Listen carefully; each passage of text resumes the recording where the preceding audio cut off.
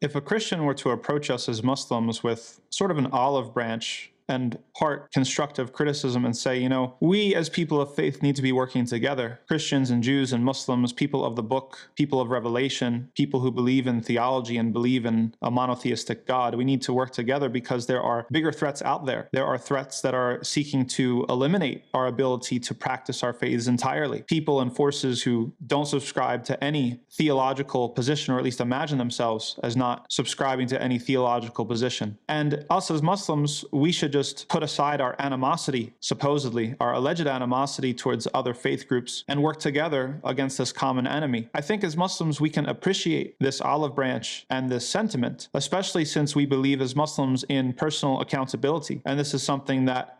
draws us to the content and works of many people who even aren't simply Muslims, because we believe in taking account of ourselves and we believe in developing our own individual capacity to act ethically in the world. And we believe that through that ethical capacity, we are able to transform the world. However, to reduce everything, the source of our problems as Muslims, to the individual's inability to act ethically, or individual grudges, or even the inability for Muslims to put aside their grievances, supposedly, with other faith traditions, is a mistake